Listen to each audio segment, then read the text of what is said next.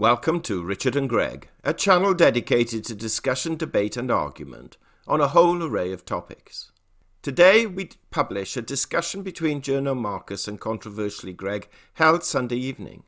They update the coronavirus figures, discuss the British Prime Minister moving into hospital, and cover the Queen's speech to the Nation and Commonwealth.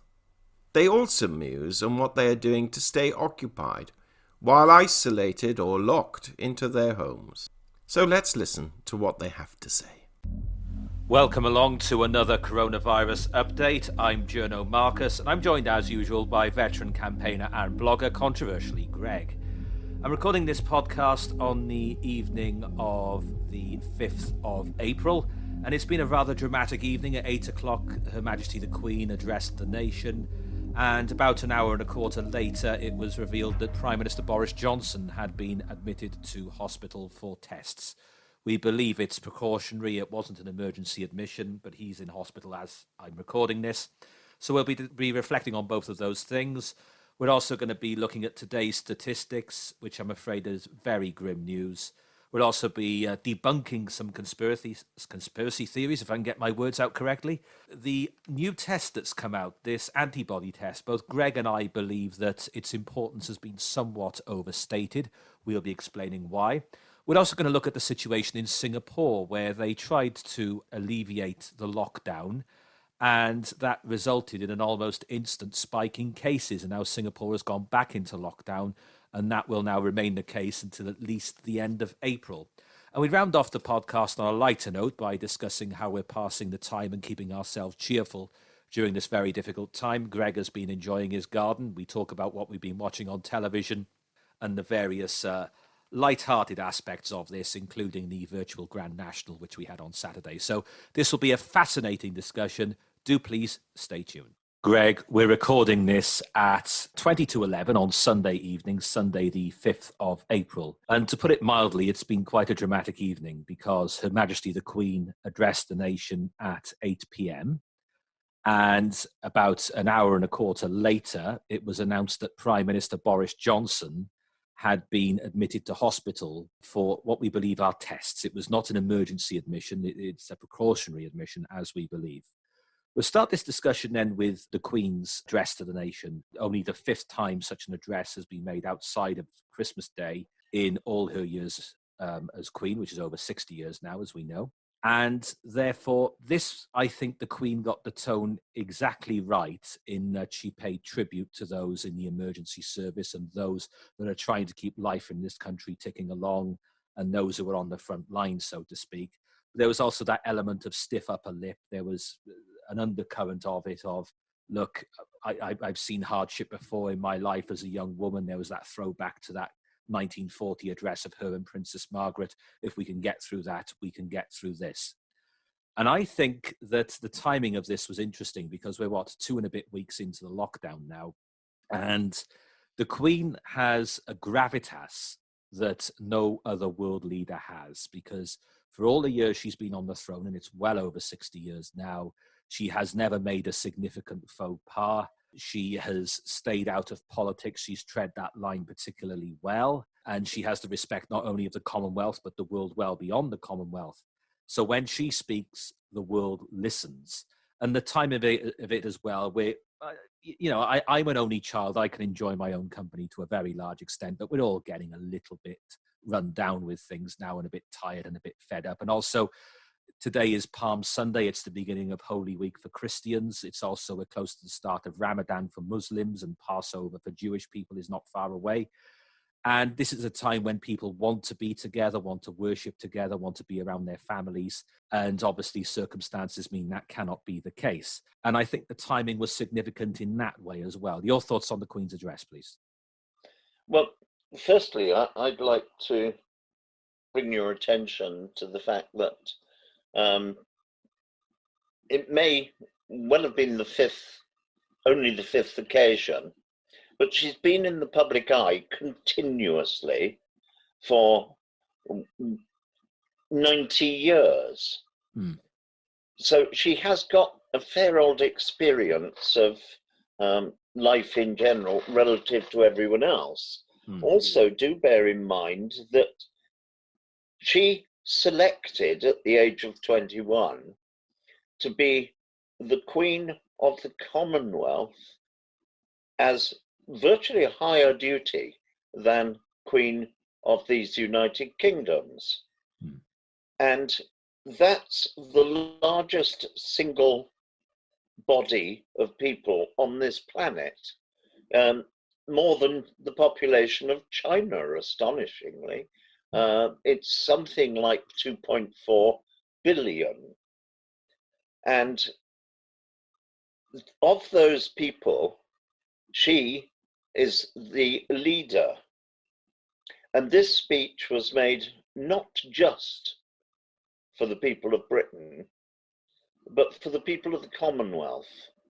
And that Commonwealth has stood us in very good stead over a very long time. It was the Commonwealth that came to our aid when we alone engaged in war in the First World War, when we alone engaged in war in the Second World War. We entered with no allies other than the Commonwealth. Granted, some other countries then did join with us in putting down evil on those two occasions. I hope that we will continue to work with the Commonwealth in finding a solution to this great evil. Do you think the Queen got the tone a bit correct then? Because I think she did. I think that there was this balance of paying tribute to those who were on the front line, and also this sort of a little bit of stiff upper lip, which we need to get through this, and a little reminder that at the end of it all, well, hopefully anyway, we can never guarantee this, but hopefully there will come a time where we can be with our friends and our family safely again. And she was just, saying, hold your line, hold your nerve, and we'll get through this. I think she got the tone very good. I think it was very good, but one thing that I think many people have overlooked is at least 2/3 of the population of that Commonwealth are under the age of 30. So she very, very wisely alluded to her childhood and the very first speech she ever made that was broadcast with her sister Margaret, to show that this happens to children too, and to show that she understands those aspects. And that was children who were evacuated from their parents for their own security. Yeah, and what we've also got to bear in mind, we've got to bear in mind as well that for those of us in the United Kingdom, it is only the oldest members of society today who can remember a time when anyone other than Queen Elizabeth II was on the throne. She has been a source of continuity and stability in this country for a very long time indeed. And even people who are not ardent royalists hold her, in most cases, in a great deal of respect because of her life of duty and of service. Yes, you've got an element on Twitter who are making silly comments. Yes, we know that was always going to happen. But for the most part, whether you're a royalist or whether you're indifferent to them, or maybe if you're a Republican, a lot of people, almost all people in this country, hold her in respect for her life of service. And I think the timing of her address at this moment, where we're at this sort of double helix of more than 2 weeks in lockdown, combined with this being an important event, an important week in the religious calendar for 3 of the world's great faiths, I think the time of it was very good, and I think the tone of it was very good. I agree entirely. However, I go back to how do we recover from this afterwards, assuming we can get a controlled ending to it? And I believe that is something of a dangerous assumption at the moment. There is no indication that we can. But yeah, we're going to go into this in more depth. We'll go into this in more depth. The support and commerce and trade between not just the Commonwealth, but also the Anglosphere. Other countries who are our great allies. Yes, that I agree with. So the Queen made her speech at 8 p.m. this evening, and then it was only, an hour and a quarter later that there was a news alert on all the main news channels, and my phone was going mad with news alerts. Prime Minister Boris Johnson has been admitted to hospital this evening. First of all, I'm sure I speak on behalf of Greg as well when we wish him a full and a speedy recovery. But the point here is that Boris Johnson, he's been in self-isolation for 10 days or so now. It was the Friday, not the Friday just gone, the Friday of the week before when this began for him. And I have to say, with every day that has passed in the last week, he's looked more and more ill to me. Now, you normally get admitted to hospital with this with respiratory problems. So I don't believe he's got any significant health problems at 55 years of age beyond that. But he is now, whatever happens, many people will be listening to this on Monday or Tuesday. The story may well have developed in the period between us talking now and this podcast being released. But it does seem clear that he's going to need a period now of proper recuperation. He's tried to work through it, carry on doing his job in isolation. It hasn't really worked for him. He's now going to have to delegate responsibility for the foreseeable future. And the obvious name that would now go to making all the big decisions would be Dominic Raab. But is there going to be some sort of power struggle at the top of government in the days ahead? I don't think that there will be a power struggle, to be honest, because I can see no one who can present a more united front than Dominic Raab could. But Dominic Raab, with Johnson's guiding hand in the background, and the full knowledge that this is with his authority, is a stronger Dominic Raab than should something worse happen to Johnson. And heaven forfend that at this time we find ourselves without a leader and having to swear in a new leader. Yeah, let's not jump the gun too much on that. Our priority should be to wish Boris Johnson well at the moment, and it doesn't bear thinking about that, to be honest. But that thought has crossed all of our minds, I think. Well, I think contingency planning makes it imperative that it crosses your mind. Well, yes, but priority number one. There may be more news by the time people are listening to this, but let's wish Boris Johnson all the very best at the moment. To look at the state of the coronavirus in the UK, these figures I'm about to read out are about 6 hours old now. There's been a total number of persons tested of 195,524. That is up 12,334 in the last 24 hours. Now, I'll give the figures now in terms of confirmed cases increase in the last 24 hours. And like I say, these are from late afternoon today. England is up 5,082. Scotland is up 361. Wales is up 369. Northern Ireland is up 91. And the number of deaths in the United Kingdom, I'm afraid, is up 621 to a total of 4,934. And now that I've said that, I just want to ask one thing of people listening to this, because I'm afraid I'm still seeing, particularly on Facebook, people posting ludicrous conspiracy theorists. I should point out, by the way, that the Mail on Sunday has had to print a correction this week in response to a claim Peter Hitchens made last week. Look it up if you want to. I'm not going into that now. But we did talk about Peter Hitchens in last week's podcast. I would say to people, please stop sharing misinformation on social media. This is not a conspiracy. It's very, very real.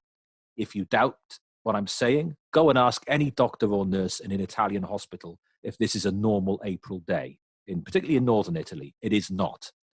Ask Boris Johnson if this is a normal type of flu he's got. It isn't. He was self-isolating a week Friday ago, and he's looked worse and worse with every day that's passed since. It is very obviously real. This is very obviously it's not really comparable to flu. And this is something to be taken very seriously. And the advice is clear. You stay at home unless it is essential you travel to work. If you can work from home, you should work from home. You are permitted to leave your house to buy essential foods and to provide essential frontline services, and you exercise once a day alone or with members of your household. Yes, it's not easy not seeing your girlfriend or your boyfriend if they live somewhere else. Yes, we can't hug our parents or anything like that. Yes, indeed, we can't meet up with our friends for a pint, but for crying out loud, it is not worth the risk. Please get that into your heads. You stay at home as much as you possibly can.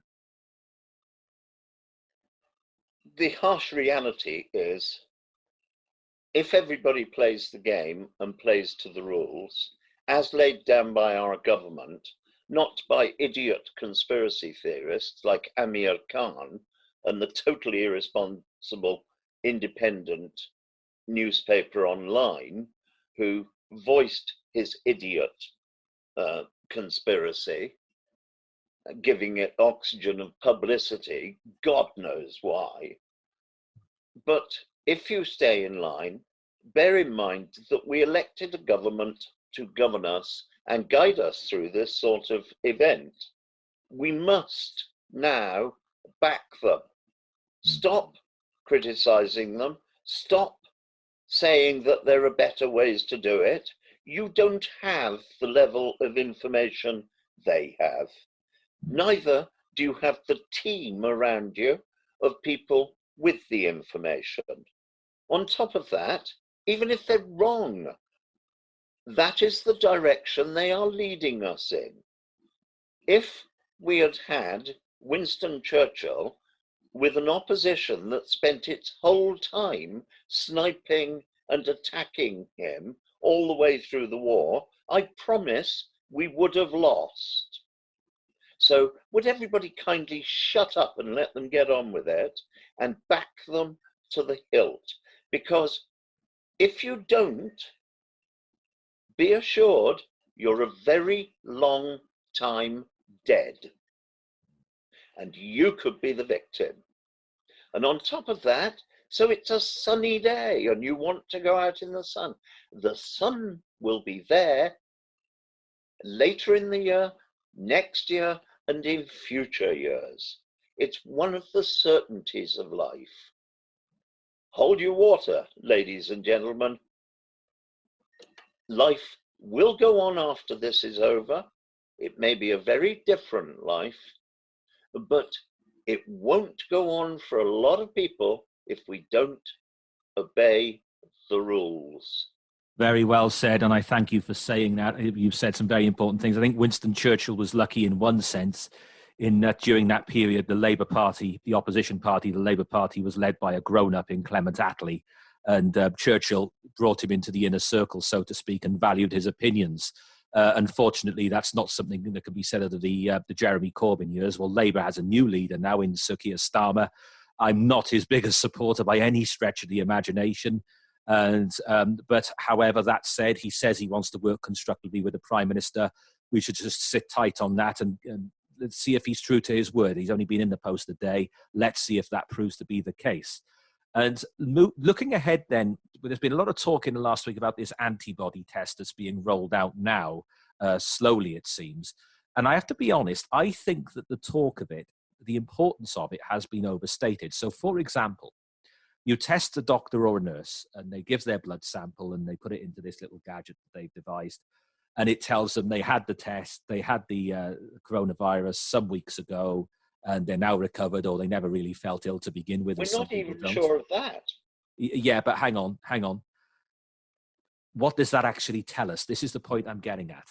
Because then, okay, you said, okay, you've had the virus, off you go into the workplace. It doesn't tell us a few things. The first thing it doesn't tell us, if you've had the virus once, what level of immunity has it given you? Has it given you a month, 3 months, 6 months, a year, a lifetime, or at the other end of the spectrum, none at all? Nobody can answer that question. And I have to say, Hugh Pym on BBC News, and I think it was Thursday evening, made far too many assumptions in his report when he said it's safe for them to go into the workplace. Well, not necessarily, because point one, we don't know what level of immunity it gives you. And point two, okay, you think it's safe. Off you go to work. You've put your uniform on. Have you got on a bus or a train? Have you touched a rail on that bus, or at a handrail, or what have you? You get into the hospital building, you walk up the stairs, you put your hand on the banister on the stairway. How long does the virus survive outside the body? That we don't know for sure as well. So to say it's all hunky-dory if you had the virus a few weeks ago and now you're all right and back you go to work, it is nowhere near as simplistic as that. And with that in mind, my question to you is, what are the values of these antibody tests? Well, firstly, we know that you've had a virus. It won't tell you what virus. So the test isn't very useful. In fact, I think the test is something of a shield behind which politicians have been pushed by populism. I don't think the test makes very much difference at all. That's just me thinking logically when I said what I just did. I just looked at it logically. We don't know what level of immunity it gives to you. And we also don't know how long the virus can survive on the outside the body just by touching surfaces. So we don't know if you can have recovered from the virus and no longer be positive on the virus, but be a carrier of it. Yeah. Our knowledge of this virus can, in the main, be written on a postage stamp with a felt tip pen. It is not the flu. It isn't even remotely like flu. It isn't from the same stable of diseases as flu.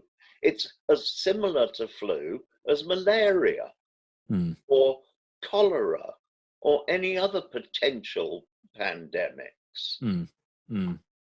And everybody keeps saying the flu. This is misguiding people. But even if you misguide people to that extent, the cold is rather like the flu. And we have been looking for, ever since the concept of vaccine came into being, we've been trying to find a vaccine for the cold. And we have failed. Totally. And the thing about the cold, and you can see this. You can go into any chemist or any supermarket these days, and you've got lotions and potions and this, that, and the other to alleviate symptoms of the common cold. There is no cure for it. All I would say is that as I have got older, I seem to have fewer colds because I've already had many of the strains of them. And we know with cold viruses, for the most part, if you've had them once, that you don't have them again. We don't know this of the coronavirus. So I think there are something like 200 strains of the common cold. I must have had quite a lot of them, having grown up when I did and gone to primary school, secondary school, sixth form, college, and then more to the point, even university, where colds were spreading all the time there. So I've probably built up a certain level. I've had many strains of cold once and I won't have them again. Hence, I have far fewer colds these days. There is no evidence to suggest that that's how the coronavirus works, or that it buys you any time, or that it won't mutate. We just don't know. There are just so many variables to this. We know so little of how it works. And with that thought in mind, the final main strand of this podcast, if you like, is I want to talk about getting out of the lockdown situation. And one of the examples I'll focus on for the purposes of this is Singapore. And in Singapore, they went into a lockdown situation at the end of January, and they tried to come out of that a few weeks ago. And very, very sadly, they found that there was a second wave of cases, and they've now had to go into quite a severe lockdown again, where now we know that schools and businesses and everything else are going to be closed until at least the end of April. And in terms of statistics, Saturday just gone was their worst day yet, with well over 100 new cases. Even though there haven't been that many fatalities in Singapore, Saturday, in terms of cases, was their record high day so far. Now, Singapore, for those who don't know, is a very advanced country, very well-educated population in the city-state, very good healthcare system, probably one of the least corruptible governments you'll ever see anywhere on this earth.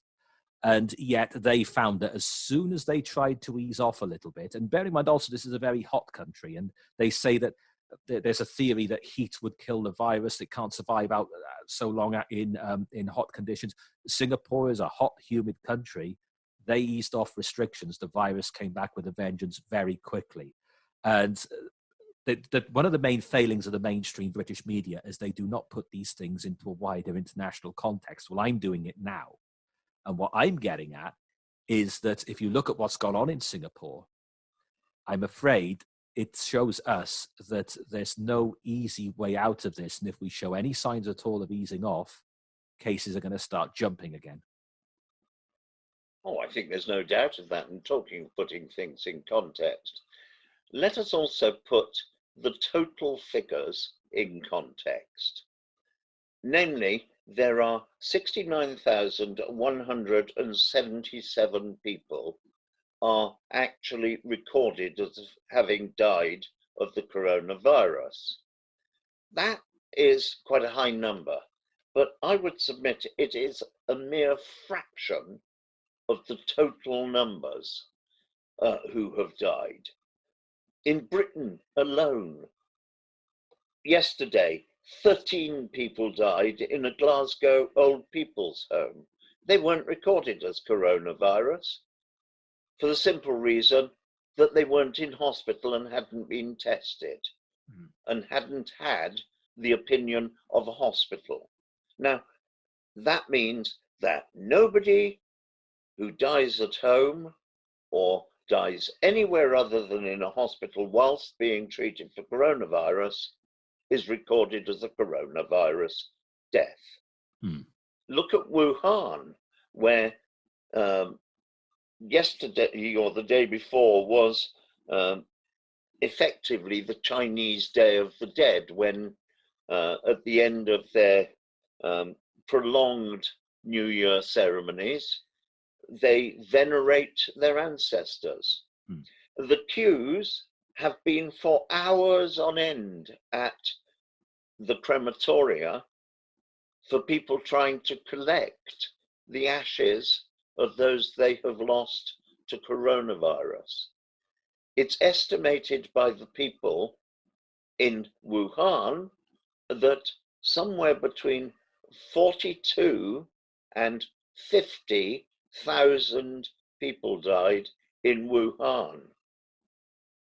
Interestingly, in China, it being a very much government-controlled country, it is necessary to have a mobile phone with a government-registered app, which is in your name, with an identity number, that to permit you to travel on buses, trains, and other public transport.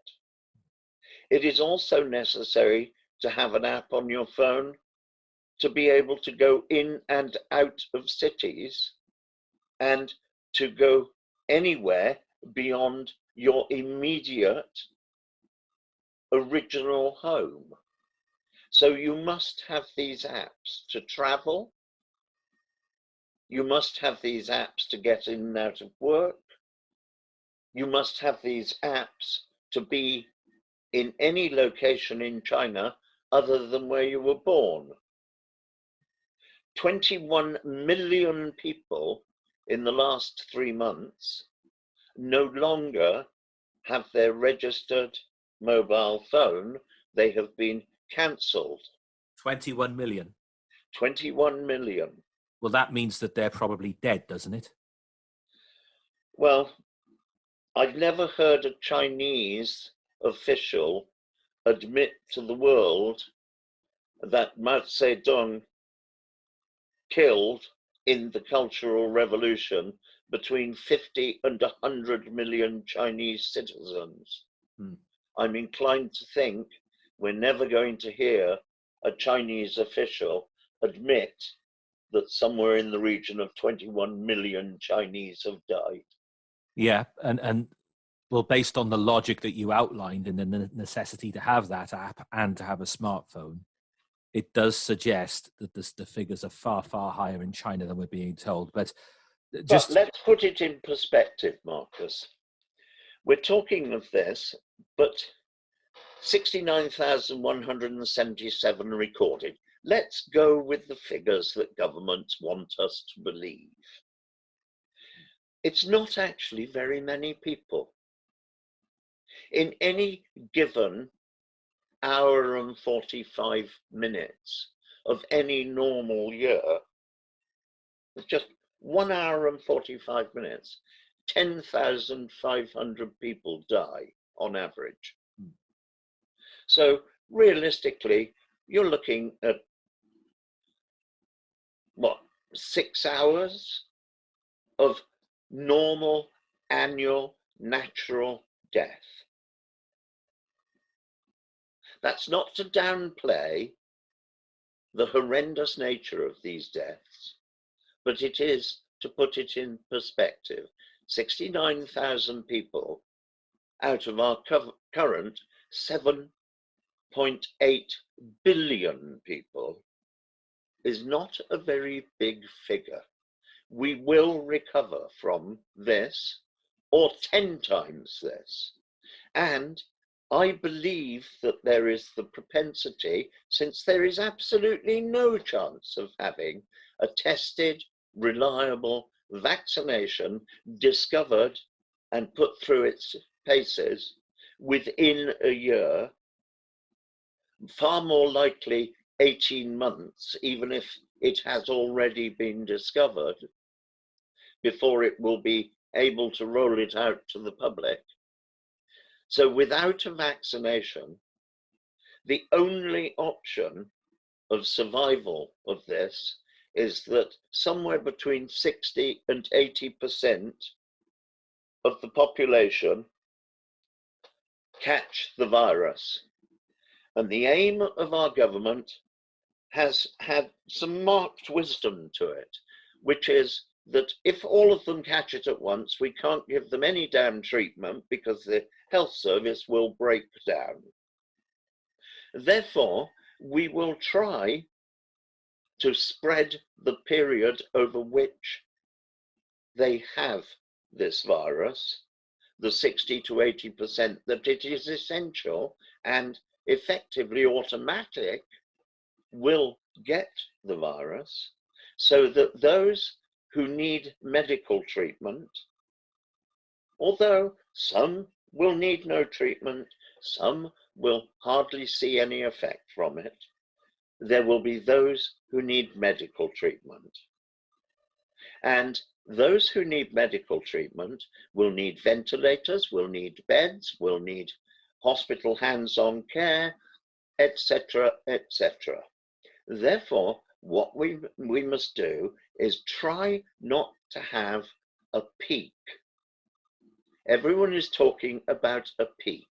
We want a controlled, slowly rising plateau, not a peak, so that our health service can cope with every single case that requires hands-on medical treatment.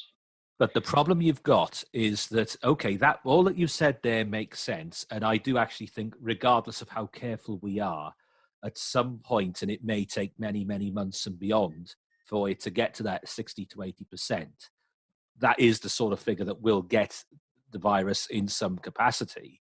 The problem you've then got is that, going back to where we were earlier, we don't know what level of immunity that buys you. So therefore, this circle could come round and round again. And of course, we have to hope that something is good, Marcus. Yeah, but I'm just stating things as they actually are. Now, we've seen, okay, for example, we've had some sad news the last few days. Eddie Large, the comedian, died the other day. Now, he had a heart transplant in 2003, but he became very sprightly again after that. He lost a lot of weight. He was much thinner than he'd been as far as I could ever remember seeing him. He was working for the next 17 years, was working as recently as last year. He'd been having problems since around January time. Now, he died with coronavirus, not necessarily of it. Would he have died anyway at some point in the near future? Maybe. He was 76, wasn't he? Yeah, he was. Maybe not would have died in the near future. We don't know the answer to that, and I don't wish to speculate because I don't know all the facts about his health background. Today we had the news that the great eccentric Lord Bath has died, again, a decade older than Eddie Large, in his mid to late 80s, I believe. He died with coronavirus. I don't know what the underlying health problems were there. If any, I don't know, is the answer. We've also lost the singer-songwriter, the guy who wrote Stacey's Mum, that early 2000s hit. We also lost the guy who wrote I Love Rock and Roll, Joan Jett and the Blackhearts, then covered by Britney Spears many years later. So there are people in the public eye, and both of those two people weren't especially old. But we're also seeing the deaths of very young children now as well. So whilst, you talk in terms of figures, these are people we're talking about who are leaving us, in some cases a little before their time, in some cases well before their time, many decades before their time. Well, so, 2 nurses at age 30, one of them age 36 with 3 children.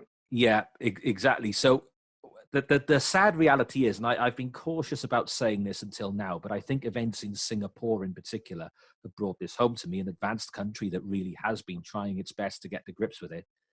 We may be stuck with this situation, not just for weeks or months. This could go on easily for several years because we know so little about the virus, let alone even coming close to getting a cure. With that in mind, life is going to change in ways we haven't even comprehended yet, by which I mean going into an office will be impossible. Professional sport or even amateur sport, forget it. Hugging people, kissing people, going night clubbing, going to a bar, going on a date, meeting a new partner. All these things are going to be very, very hard, if not nigh on impossible, if this goes on for the length of time it might go on. I would agree with you. I have been saying in podcasts, which are fairly well followed on the internet, and no one has challenged or disagreed, that we are realistically looking at a figure in Britain of somewhere between 1.5 and 2 million deaths. Now, I'm going to be cautious there. That's a very, very big claim you're making there. And I understand your thinking, but I don't want to be alarmist either. That's not alarming. That is a possibility. It's a possibility, yes, but I don't want to jump the gun too much. I've explained as best I can how we will have to change our way of life for a sustained period, and I think that is the case. I don't know whether we're talking months. It won't be weeks. I think we're talking months, if not years here. And it could be a permanent change in the way we interact with one another. Those figures, I understand why you're saying it, but it's too horrible to comprehend that at the moment. So I'm going to go on the side of caution there. I want to end then in as optimistic. I try and end all these podcasts I do with you in an optimistic way and try and see the good in people as best I can. And I do think that Saturday afternoon, that very nice half hour on ITV, where obviously there's going to be no Grand National this year, but I thought they made the best of a very difficult situation where we had just a half hour of television. Presenter Nick Luck, his name is, you may remember him from the old days of Channel 4 racing, but he appeared on ITV and he was sat at home via Skype and he said, right, we're going to have 2 races. We've fed all the data into this virtual racing machine. All the algorithms have been tested. The best horses that have ever run in the Grand National for the last 200 odd years. We've got all the data into a machine. We're going to race them over the Aintree course. And you can bet a maximum of £10. And if you win, you win. Good for you. If you lose, the money goes to the NHS. And it was it looked so real. It was incredible to watch. The Aintree course looked so real on this computer graphic, and inevitably the great 1970s horse Red Rum won it, although it was a great race. Manifesto, the Victorian horse, the Victorian champion, came second, and last year's winner, Tiger Roll, came third. Well, Tiger Roll was going for 3 Grand Nationals in a row this year, but sadly that wasn't to be. And then we had a second race, same rules apply, maximum stake £10, same principle, of the horses that were likely to take part in this year's Grand National. And an outsider won that, the Welsh horse, Potter's Corner. Big surprise in that one, but that's what the algorithm said, and that's what the race said. And that was a lovely half hour of television. If you made a few quid, great. If you didn't, the money's gone to the NHS. And this is the sort of thing, and they did it in a very sensible way. Nick Luck, the presenter, was doing it via Skype. He had a couple of pundits. Richard Pittman was with him. They were sat at home in their own homes via Skype as well. Same thing. Richard Pittman's actually a kidney donor, believe it or not. You might not have known that. But I think going forward now, as spring goes into summer, I'd like to see similar things happen to that at Royal Ascot, at Glorious Goodwood, because it's a way, yes, of making a bit of money for the NHS, or quite a lot of money for the NHS, but also keeping a bit of fun in life. And I think that's important as well. I think there's one big drawback to it, though, Marcus. Go on. You may well find that it suits the various betting organisations and many others not to bother with horses in races. Well, virtual racing has been a thing for quite some time now as the technology has improved. Now, you can go into any betting shop any day of the week. You can watch real horse racing, and if there's a gap of 10, 20 minutes, or if there's a meeting that's been called off that day because of the weather, they put virtual racing on. That has been a norm in betting shops for some years. So they've kind of gone down that direction. Without going off on too much of a tangent here, betting shops, and particularly online bookmakers as well, you go into any betting shop, you've got those horrible roulette machines they've got in there, which are actually not fixed odds betting terminals. That game you're playing, by the way, is not roulette. It's a machine designed to make money. Avoid it at all costs, in my view.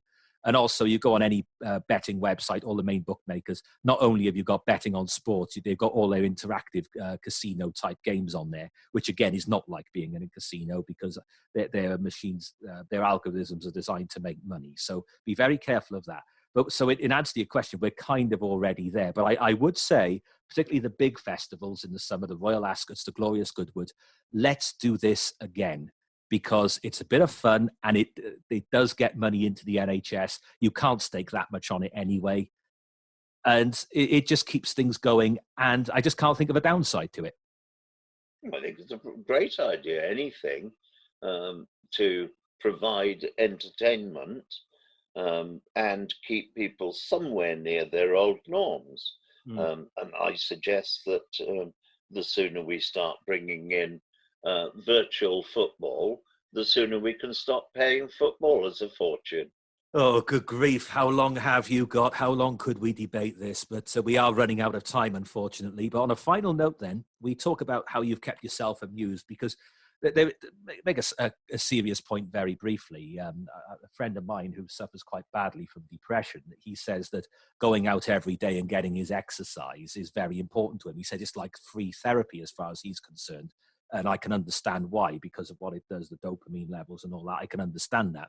And I do think, despite everything, although there are very obviously the restrictions in place, it is important to take some form of exercise if you can. But as for yourself, how are you keeping yourself going? Because I know you've got your garden and you've been enjoying the good weather. What entertainment have you been enjoying? Well, to be honest, I've never in my life understood the word boredom. Failing all else, you can pick up a book. I just don't suffer from boredom. So what have you been up to then? What have you been reading? What have you been watching? Well, I haven't been watching anything, actually. I've been inclined to come in and fall asleep in front of the television because I've been working in the garden.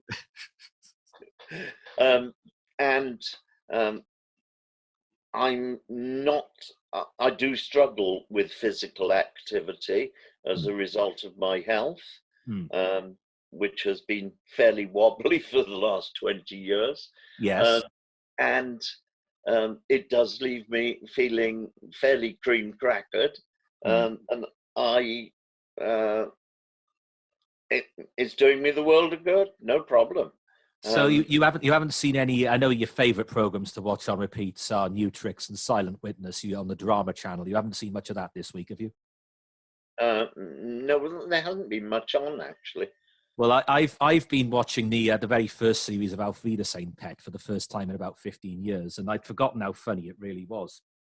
I don't know if you're a fan of that, but it's never watched it. Oh, you need to watch that. I think you'd appreciate it. It's, for those who don't know, it was about a group of people from different parts of England, a drama, 3 Geordies, a Bristolian, a Brummie, and a Londoner, who the first series was set in 1983-84. And they all set off for Dusseldorf in Germany to make a load of money on a building site because the wages were better and that was the best place they could find work at the time. And it's just the very well-written comedy drama about their adventures and what they get up to. But I've forgotten how funny it was. But I was watching one episode the other day and I thought, I recognise that guy from somewhere. There was a guest in it. He was playing the part of a British Army deserter who appeared. And I thought, I recognise him. Where do I know him from? Then I saw the end credits. It was Ray Winston. a very young Ray Winstone. I thought, good grief, yes, it was. And then there was a scene where they were in a bar. They'd gone away for a fishing weekend. They'd gone into this bar, and the barman was the guy who played Dr. Legg in EastEnders. And it turns out that the indoor scenes were filmed at Elstree Studios, and even the outdoor building site scenes were filmed there as well at Elstree, which is now the set of Albert Square EastEnders. So Leonard Fenton, the actor who played him, who's still alive, well into his 90s now, would have been very familiar with that setting at the time. So, yeah, that's what I'm enjoying at the moment. And of course, I got repeats of Fools and Horses to keep me going, the Sweeney, the Bill, all that sort of thing. Missing my sport, obviously, but it's not the worst hardship in the world. And bit by bit, I'm tidying my flat, believe it or not. Well, I had for 15 years, I didn't even bother with the television. That was when, from about 1984 through to the end of the 90s. I just didn't bother with the television. I couldn't find the time to watch it. Yeah, you just had a lot of other stuff on the go at that time. Most of this mental chewing gum I can live without. In fact, television as a means of entertainment, I really wouldn't mind if they uninvented it. Yeah, but you do watch the odd thing, don't you? You do like New Tricks. You do like Silent Witness. There's the odd documentary you like, isn't there? Yes, but there are more that annoy me than please me.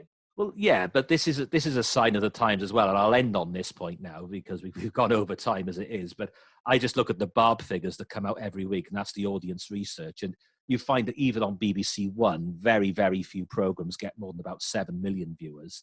And I think they release the top 15 every week. And program number 15 gets 6 million viewers, and that tends to be the 6 o'clock news bulletins. Everything else, we're down into the low millions, or more to the point, in most cases, hundreds of thousands rather than millions of watch these programs. Audience fragmentation, whether it's across the channels on Freeview, the channels on Sky, Netflix, Amazon Prime, YouTube. People nowadays are doing other things. The days of 20 million people watching the Morecambe and Wise Christmas show are long gone. But that's a debate for another day. But anyway. Thank you so much for listening, and we hope you enjoyed that discussion. If you wish to help support this channel, we've placed various Amazon links in the description box below, all of which are self-explanatory, and any purchases from which we shall receive a small commission to help grow the channel further. Meanwhile, please do not forget to subscribe and press the bell sign so that you're notified of any future videos as and when they are published. In addition, we have 2 complimentary channels.